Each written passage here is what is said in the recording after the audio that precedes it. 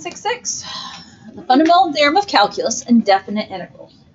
Basically, we are learning how to evaluate definite integrals. So how to evaluate integrals when there are boundaries in play. Okay, when there's an upper bounds and lower bounds. Okay, we've seen two branches of calculus, differential, so taking derivatives, slope, tangent line problem, and we're working in this half of the semester with integral, the area problem. Leibniz and Newton independently discovered a connection between these two branches, stated informally that differentiation and indefinite integration are inverse operations, thus derivative and antiderivative. In an earlier lesson, we used the fundamental theorem of calculus part 1 to define new functions, represent accumulation functions, and provide information about the antiderivative function. And so here we talk fundamental theorem of calculus part 1. If f of x is continuous on this function, then g of x is equal to the integral from a to x of f of t dt. It's continuous on a to b and is differentiable on the non-included a to b. And also g prime of x equals f of x. This is, well, the idea here, guys. When you take the derivative of g of x, it can become g prime of x, right? So derivative of g of x is g prime of x. When you take the derivative of this side, we've talked several times, we're going to talk more today. Then when you take the derivative of an integral, the derivative and the integral basically undo themselves, right? And so this just becomes f. Now, I don't know how much I've really talked about this. I need to talk about more. When you see the integral, and this is fundamental theorem of calculus part 1, when you see this integral, and it's from a to x, where a is a constant and x is a variable. Basically what you're doing, your derivative and integral cancel out. This x is going in here, and it's equal to f of x. Okay, I don't know how much we've caught that or how much I've pointed it out, but I'm going to point that out more as we go through. Okay, this is fundamental theorem of calculus part 1. Basically, the variable goes in here. Okay, there is an alternate notation. I don't think I'm going to really worry about the alternate notation there. Now, the fundamental theorem of part 1 says if we define a function as a definite integral of another function, then the new function is an antiderivative. Now we want to turn our attention to part 2, which will give us a tool for computing definite integrals in a quick and efficient manner. Okay. Given f represents the rate at which the function capital F of x is changing, that is, little f equals capital F prime, we know that the integral from a to b of f of x dx represents the total net change in f on the interval from a to b. And you will see that displayed as we look down here. This is our part 2. Okay, so fundamental theorem of calculus. I'll be honest, for the longest time, I knew what fundamental theorem of calculus was. I knew how to use it. I just didn't realize that's what it was because I didn't ever remember the name of it. Okay, but fundamental theorem of calculus part 2. You're going to know how to use this after today. Whether you remember the name, I don't know. I hope you do, but you're going to know how to use it. So, if a function is continuous on a closed interval, and f is the antiderivative of little f, then, so the idea here is the integral from a to b of f of x dx is equal to the antiderivative evaluated at b minus the antiderivative evaluated at a. Basically, we're going to take the antiderivative and we're going to evaluate it at upper interval minus evaluate it at lower interval. Okay, so that right there, key piece of information, very important. Okay, this is another way they've written it, that the integral from a to b of g prime of t dt, g of b minus g of a. So that would be the antiderivative again. So, and again, mentioned earlier, but the definite integral is going to be equal to the net change or displacement. So good vocab words that you will see come up as we talk through the lesson. And then I don't know that I ever hear it called evaluation theorem, but that's also mentioned here. Okay. Let's go do some examples. And I will say that as we go through this page, These are good, solid, non-calculator examples. Okay, this is the good, solid type that you need to be able to confidently do without a calculator, which it's the basic math. Okay, it's the basic math that will get you. Okay, so when applying the fundamental theorem of calculus, follow the notation below. This is what I already mentioned. So, find the value of the definite integrals using the evaluation theorem stated above, or the fundamental theorem of calculus. So, the integral from 1 to 2 of x squared minus 3x x squared minus 3 dx. Start by finding the antiderivative. Excuse me. What is the antiderivative or integral of x squared?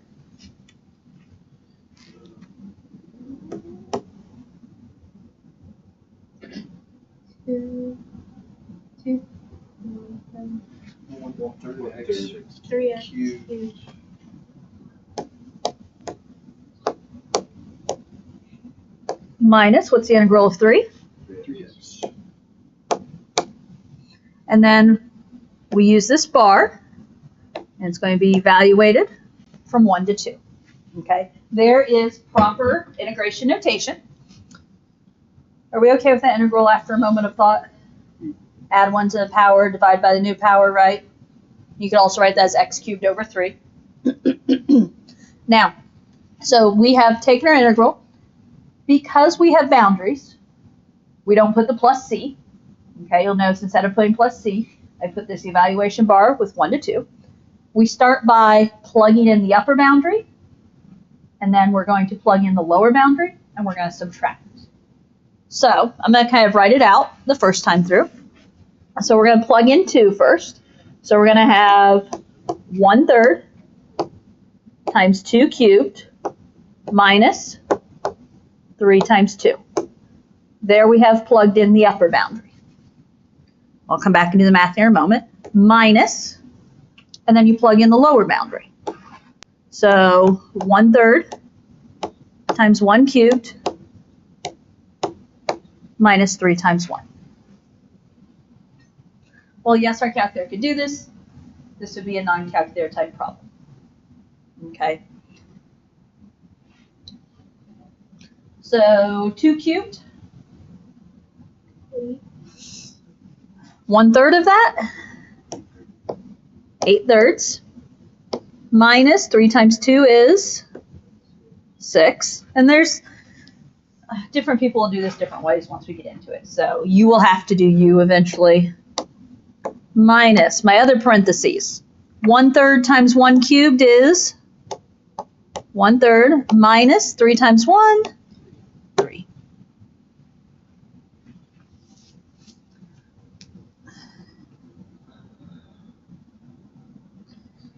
We could subtract within each parenthesis and then subtract those two amounts. We could get a common denominator all the way across and then just subtract all 4 pieces. I don't know.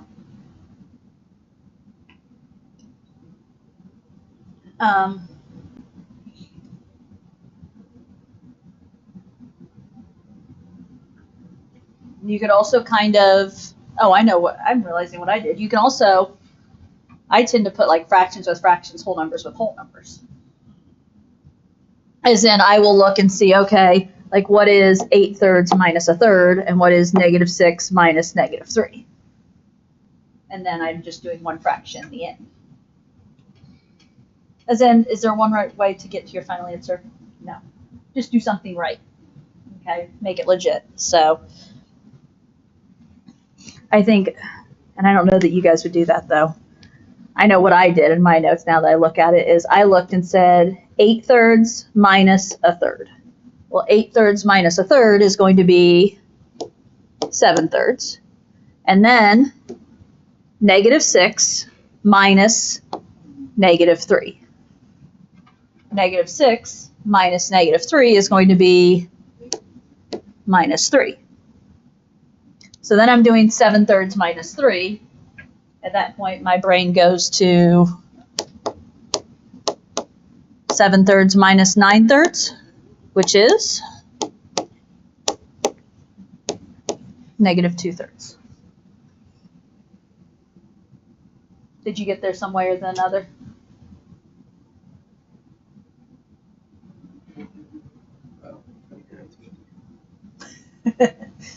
And if you didn't get there, find your mistake, right? Now, do remember, not that you should be using a calculator to do this. Could we also do this on the calculator? Yes. Okay, and this is just, at this point, it's a good check thing. Okay, but because we haven't used it that much, don't forget, it's Math 9, it's also in my Alpha F2 menu. You can plug in and get the value this way, right? However, a problem like what we just did would no way, shape, or form be on a calculator section. Okay? Now, at this point in your life, could you use it for a checkpoint? Absolutely. Okay. Okay, ready for B? Sure. The integral from 1 to 4 of 3 square root of x dx.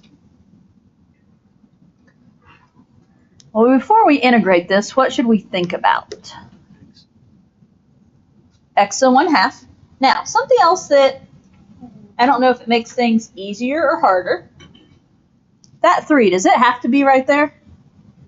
The 3 is a constant. It can go out front. So you could think of this as 3 times the integral from 1 to 4 of x to the 1/2 dx.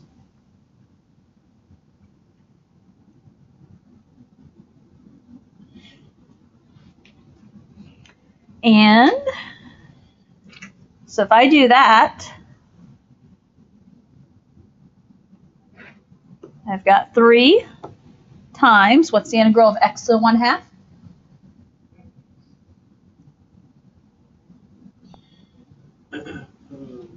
Two-thirds x to the 3. Okay.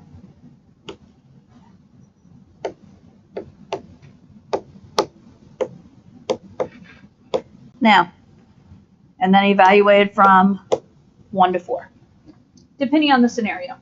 Okay. Could you just use the bar at the end still? You could just use the bar at the end still. Okay. There's multiple different ways we can do this. But if you have like a sum of terms or whatever, and you need like parentheses, usually it's shown as square brackets in place of an evaluation bar. Okay. This 3 that we already pulled out front can just be left out front and multiplied in by the end.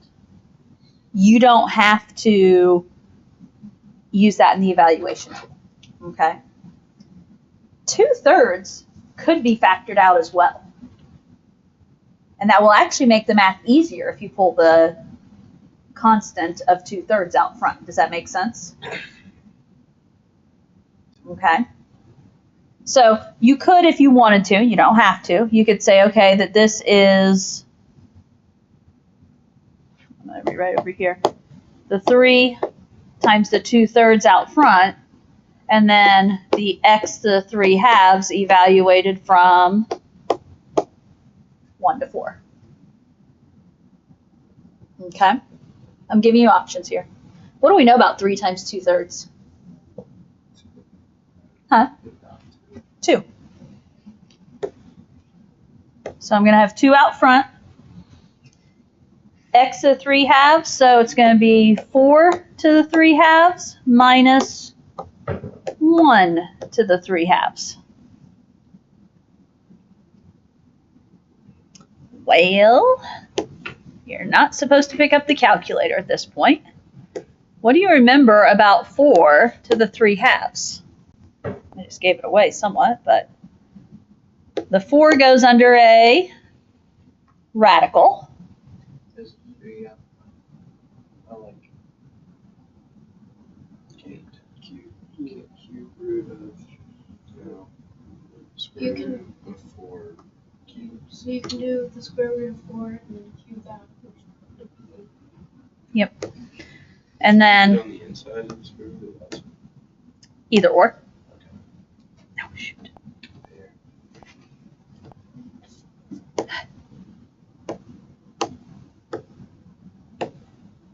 Okay. So on that 4 to the 3 halves, we've got to recap. You've got to know how to do 4 to the 3 halves, okay?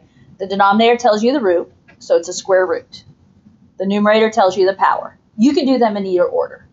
If it's easier for you to do 4 cubed and then do the square root, more power to you. For me, it's going to be easier to do the square root. The square root of 4 is 2, and then 2 cubed is 8. So at this point, I have 2 out front times 8 minus, well, I don't even know why I wrote that. What's 1 to any power? 1. So we end up with 14 in the end, one way or another. I'll tell you, I didn't factor out the 2/3 originally in my answer key, so my work looks totally different. Okay? So that's fine. Questions there? Okay. C. Thoughts on this one?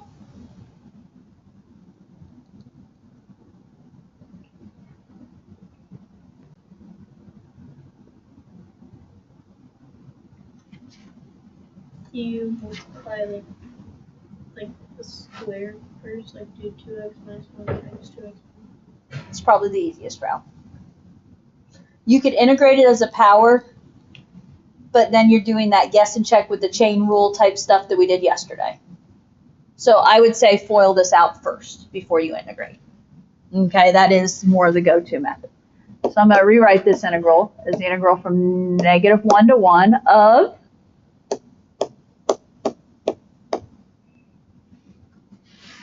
(4x² minus 2x minus 2x), so minus 4x plus 1 dx.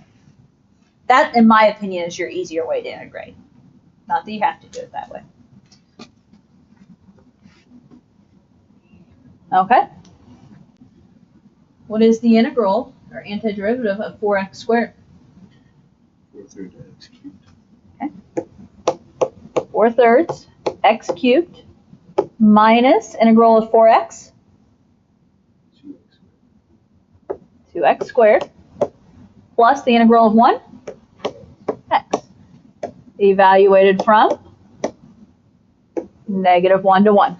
And that's a situation where it's more common to see the brackets because the evaluation bar, what is that evaluation bar on? The brackets show us it includes all 3 terms. Are you guys okay with those antiderivatives? Okay. Do some math.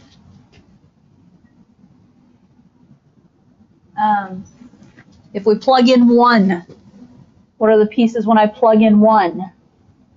1 to the 3rd times 4/3 is going to be 4/3 minus 2 times 1 squared is minus 2 plus 1, there's the first one, minus, and then new parenthesis, and now I'm plugging in -1. What about 4/3 times -1 cubed? -4/3 minus 2 times -1 squared, and minus 1.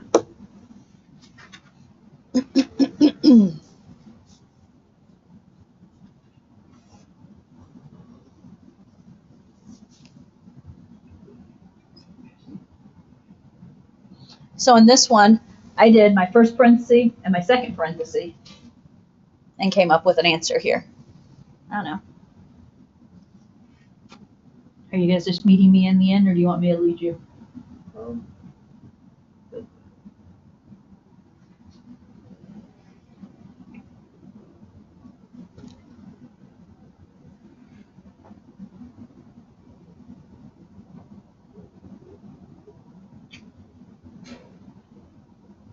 that's right.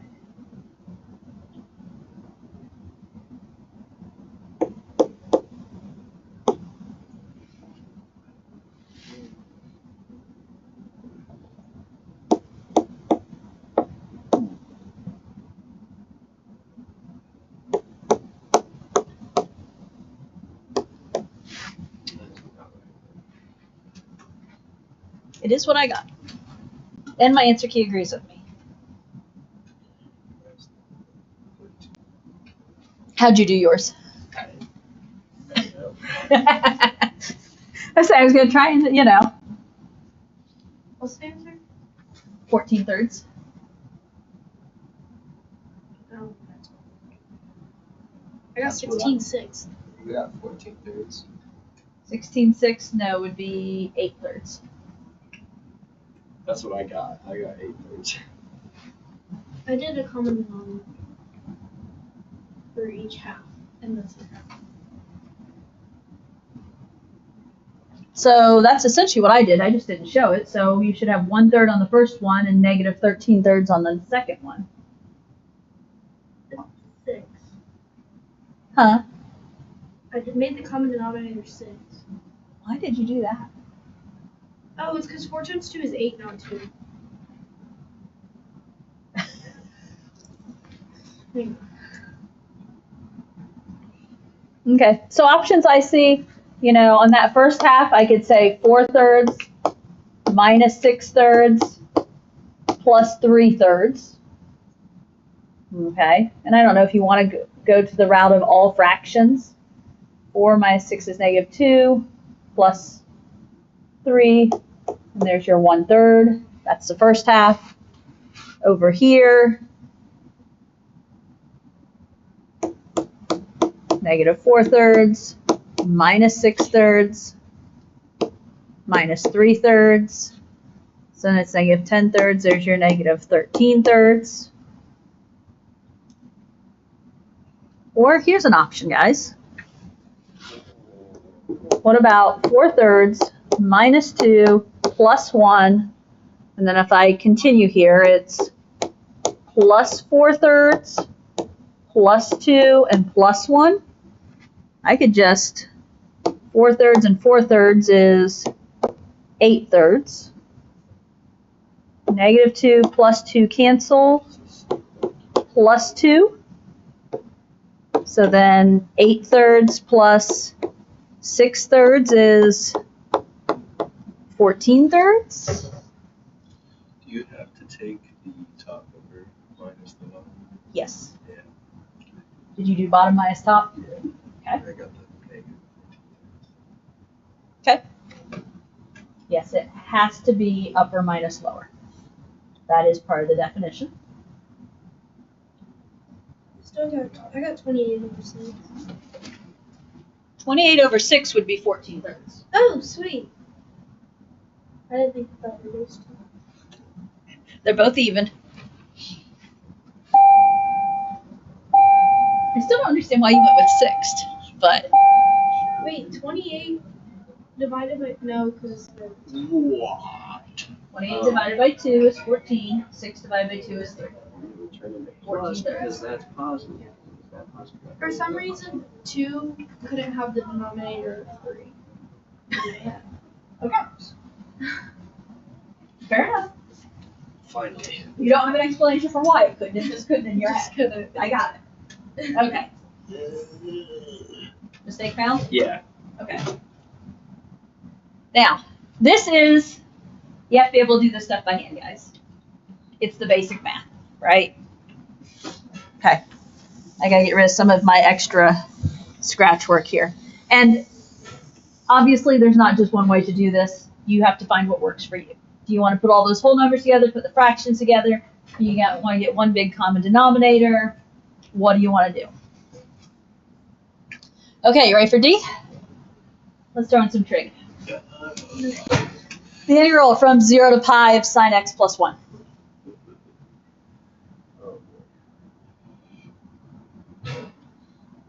Negative cosine x plus x. The biggest question here is, what is the integral of sine? Okay, I can guarantee it's cosine somehow. The key you have to know is it positive cosine or negative cosine? And this is where my brain says the derivative of cosine is negative sine, so it's going to have to be negative cosine. And it is evaluated from 0 to pi. So I'm going to go ahead and write this out. negative cosine of pi plus pi minus negative cosine of 0 plus 0.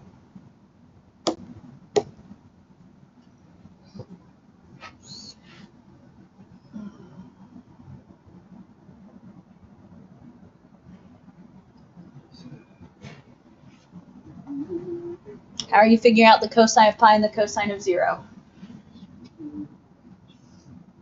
Cosine of 0 is 1. Cosine of 0 is 1. What is the cosine of pi? Negative 1. Okay? And that's not negative cosine of anything. That's just... Okay, so that means negative cosine of pi is 1 plus pi minus negative cosine of 0 is going to be negative 1 plus 0. So what do I am at? I'm at 1 plus pi plus 1. Or in other words, 2 plus that trig wasn't horrible, was it?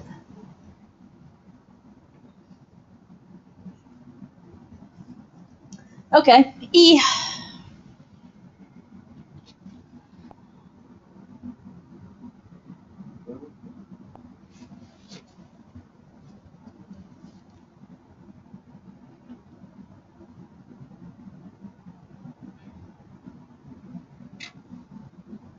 True x the negative first whole power order.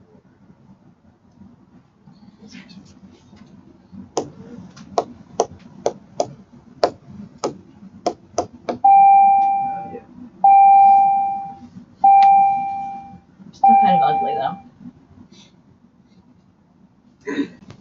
So here's what I was getting ready to suggest we think of. Square root of 2 over x is square root of 2 over square root of x, yes? Are we okay with that? Because then what I was going to do is keep it as square root of 2, and then what does this become? Because the square root of 2 is just a constant. It's just going to hang out. So this is going to become x to the negative 1/2 when I bring it up. And I'm not disagreeing with what Tate started us off with. I agree. But, I mean, basically, I guess what I need is I need this to be 2 to the 1/2 and then x to the negative 1/2 because this is what's going to have to be integrated. So maybe I should have gone that route for it. But so I'm going to suggest we rewrite this. Now, square root of 2 is a constant, yes? So officially the square root of 2 could just be written out front. Square root of 2 from 1 to 8 of x to the negative 1/2 dx.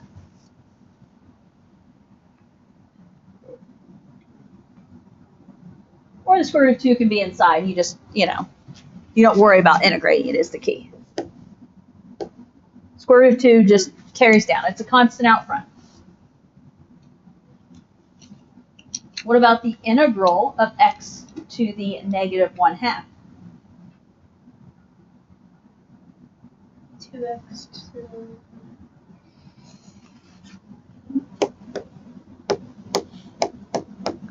Add 1 to the power, divide by the new power, or multiply by the reciprocal. So dividing by 1/2 is multiplying by 2 over 1.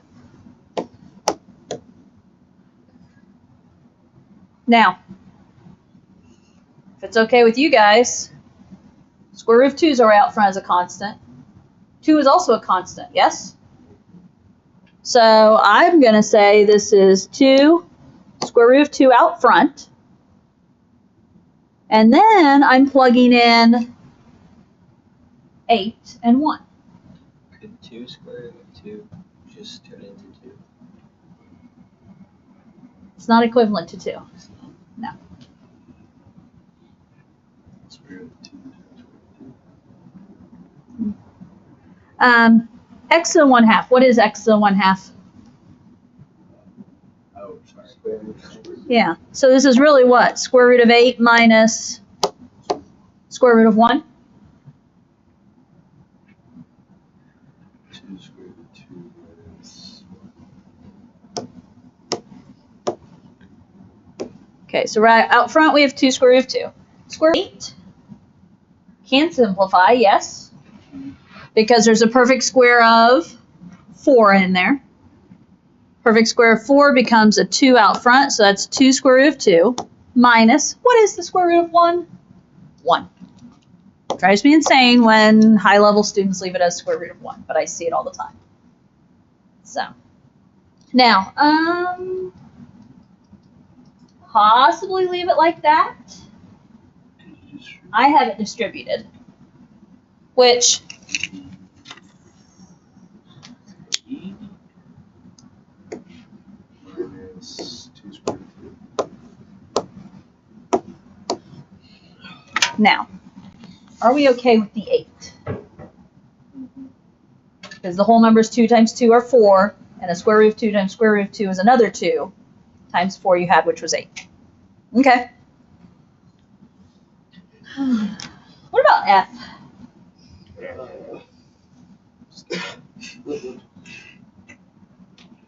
Well, you know we're not doing anything with it in this form, so what are we doing here? Bringing that X up. Yeah, essentially. I mean, that is what? That's an x to the 1/2, right? So, and what I think of, I'm not 100% sure if Tate and I are bringing it up the same way, but I think of it as divide each, put it with each term. So when I'm thinking of x over x to the 1/2 minus 2 over x to the 1/2, and I'm going to erase this in a moment, but what is x divided by x to the 1/2? Subtract your exponents, and this is x to the 1/2 minus, what about this one? 2x negative 1/2. One way or another, I would get yourself to that point. Okay. And integrate away. Integral of x to the 1/2.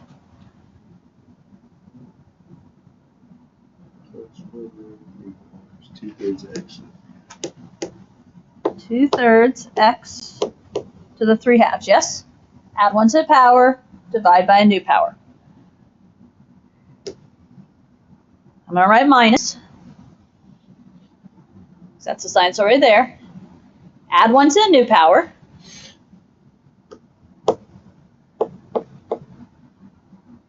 Divide by the new power.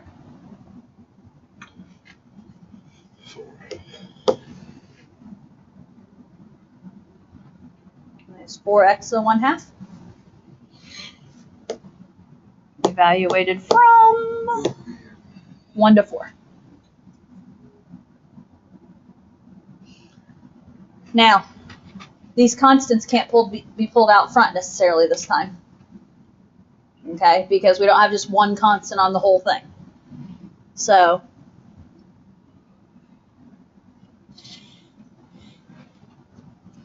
I like to write it out. You can evaluate as you go, whatever, but I'm going to start with 2/3 times 4 to the 3/2 minus 4 times 4 to the 1/2. In parentheses, minus, and now I'm going to sub in 1. 2/3 times 1 to the 3/2 minus 4 times 1 to the 1/2. Doing this on my own, I might drop some of those pieces out because 1 to any power is 1. Okay. I'm going to start with this first piece here. 4 to the 3/2. My brain says the square root of 4 is 2 to the third is 8. 8 times 2/3.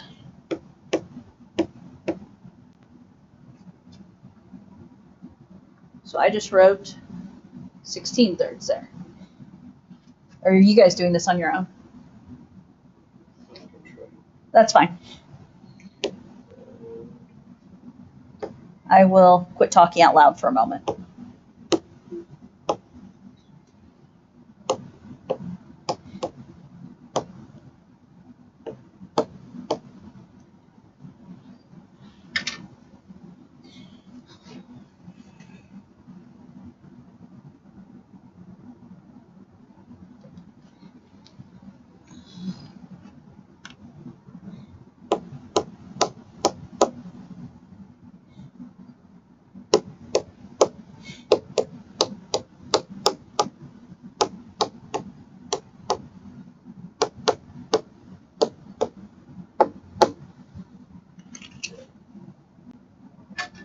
And my answer key agrees.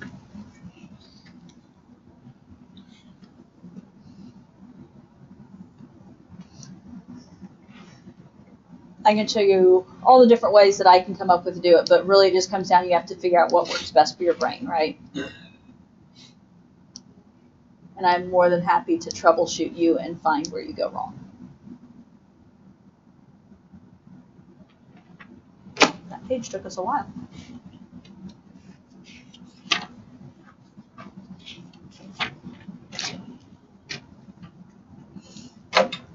Okay, we all got 2/3 then? One way or another? Okay.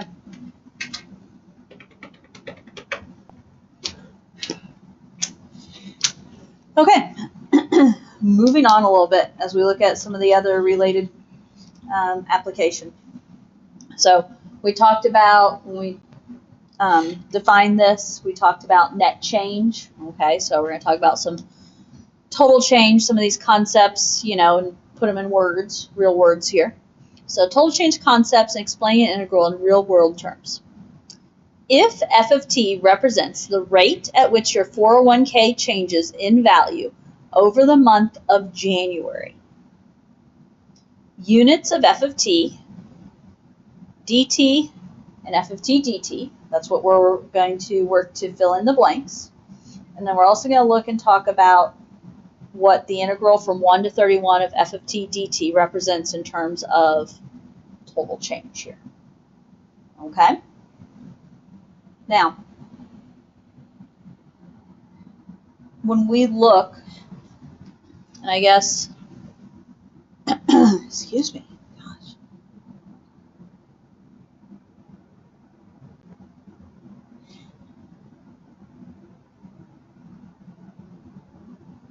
I'm debating how I want to, okay, so first of all, f of t represents the rate at which your 401k changes in value over the month of January. So when we talk about units of f of t, the rate at which your 401k changes over the value of the month in January. So when we talk about the rate at which your 401k is changing, we're talking about the amount of what? Well, but we're talking units here, so label. So the change in your dollars over the month of January, then we're talking about dollars per, they have it broken into days. Okay, which is more evident when you look at the 1 through 31. Okay, so when we talk about units of f of t, it is dollars per day. Okay, d of t, think in terms of what's t represent.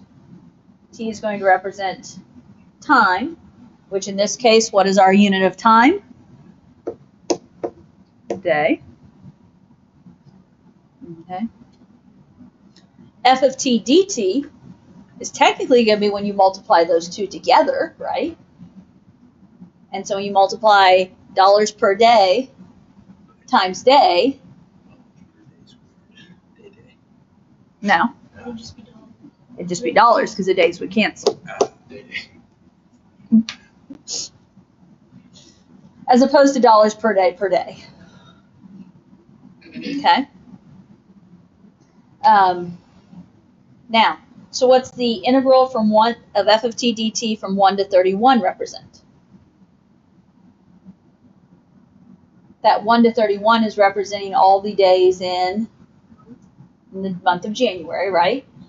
So overall, this represents the, I mean, they talk about total change, but it's the value of your 401k in dollars, of course, for the month of January. Okay, and I think, yeah, the value of your 401k in dollars for the month of January.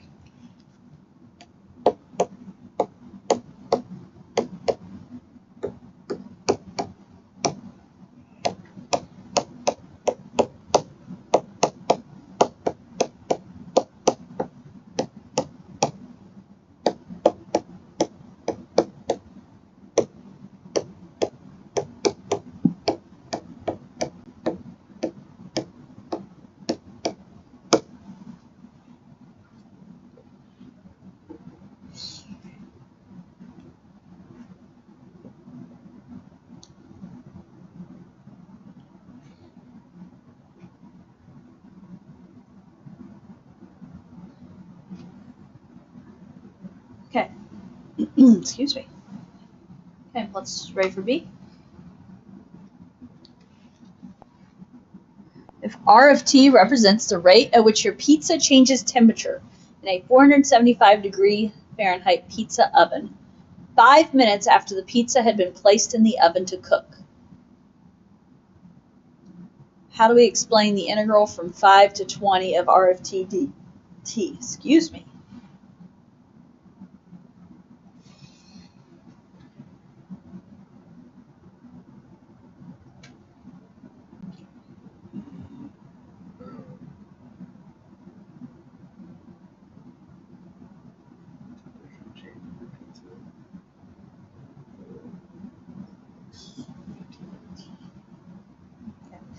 Mine is specifically from 5 to 20 minutes. Obviously, we see where he's getting 15 minutes, but it's for basically from time 5, not just any 15 minutes, but from time 5 to time 20. So mine is written as the temperature of your pizza in degrees Fahrenheit from t equals 5 to t equals 20 minutes.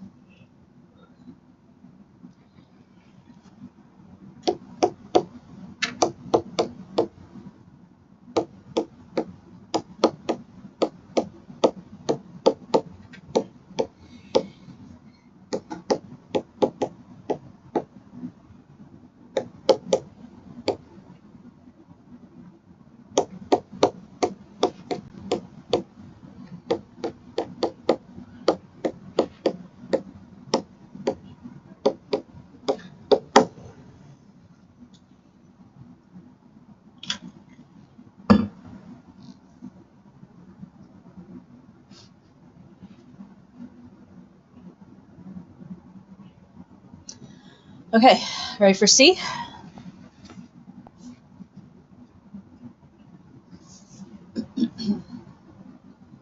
Okay. You and your friends are planning to buy a ticket to your favorite music group, the Newtons. Sorry, the Newtons. But it's a stab at the Newtons. Everyone wants to hear their latest hit. Why integrate? If A of t represents the rate at which students are arriving at the ticket window, and P of t represents the rate at which they buy their tickets and enter the concert, then we have 4 different ones to change or to explain. What is going to be the integral from 1 to 5 of A of t dt represent? So students arriving at the ticket window, 1 and 5. Time 1 and 5? Yeah. So, and I don't know that it ever says minutes, but I have minutes in my explanation, so that might just have been an assumption there. Okay, so yeah, number of students arriving to get in line from 1 to 5 minutes. And I have it written as 1 less than or equal to t less than or equal to 5 minutes. So, and I wrote arriving to get in line, it's arriving to buy tickets, however you want to, you know, say it.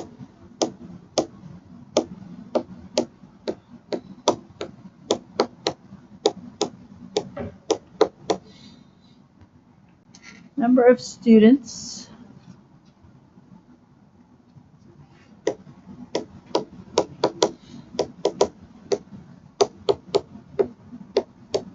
arriving to get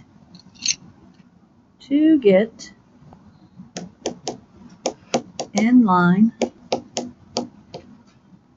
from 1 to 5 minutes.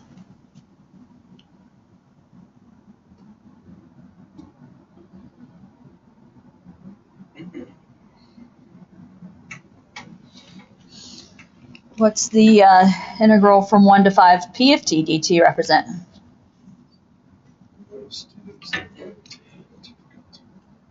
Okay, so that's the number of students that have bought their ticket and enter the concert from 1 to 5 minutes.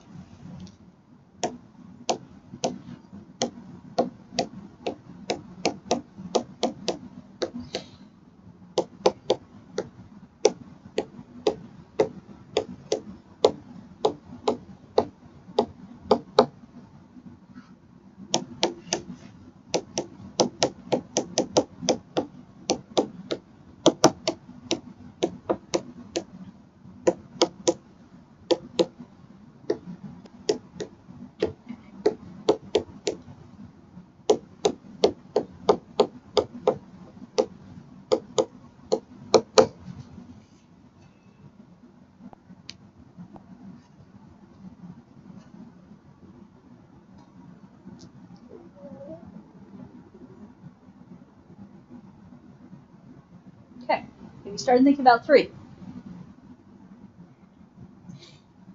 A of t minus P of t.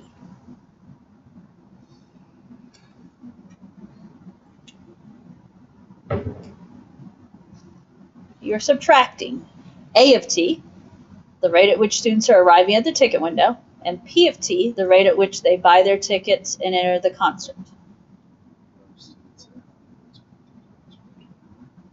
What? Like the excess students that have to concert.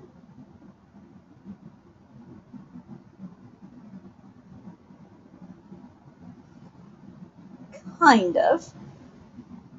But keep in mind, both A of t and P of t are rates, yes?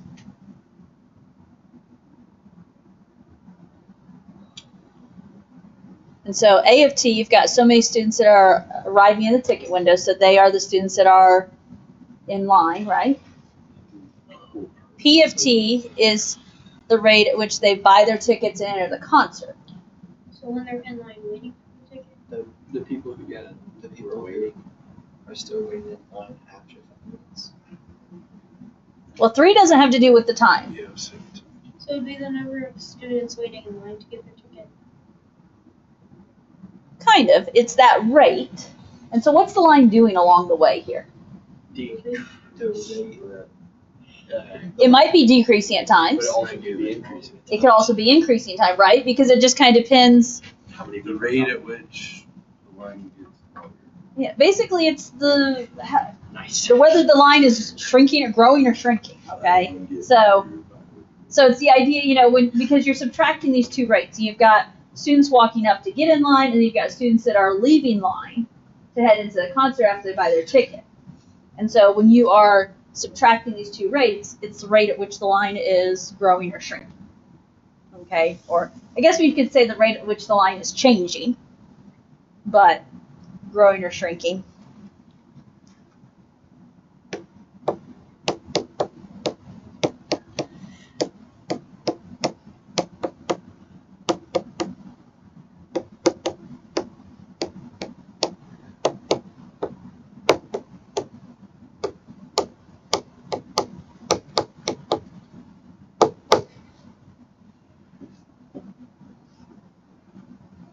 Now, put that together with number 4.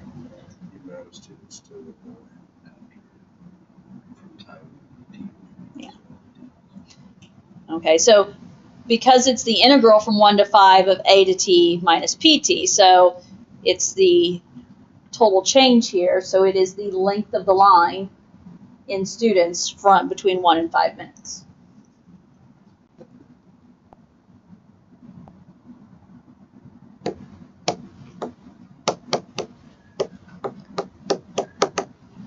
Length of line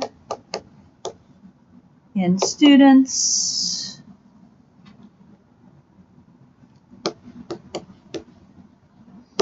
One less than or equal to t less than or equal to 5 minutes.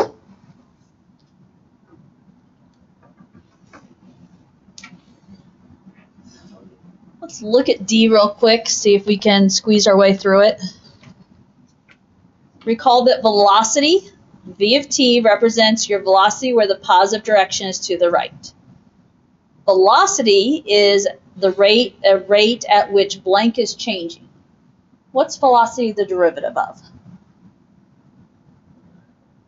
Position. Position, right? You start position, velocity is the derivative of position.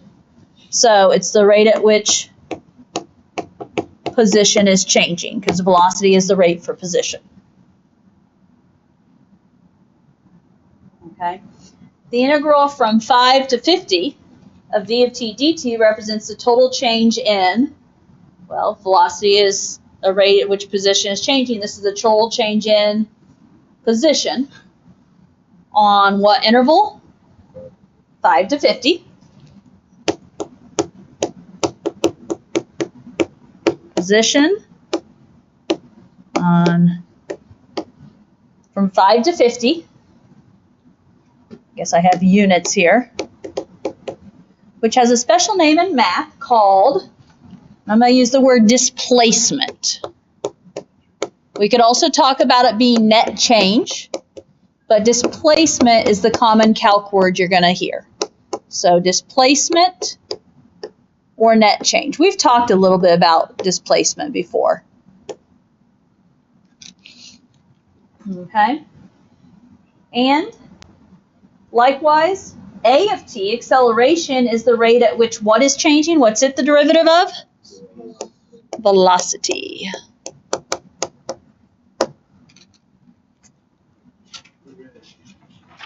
Sorry, I didn't want to have to come back to one example on that page. Okay, we will pick up there tomorrow.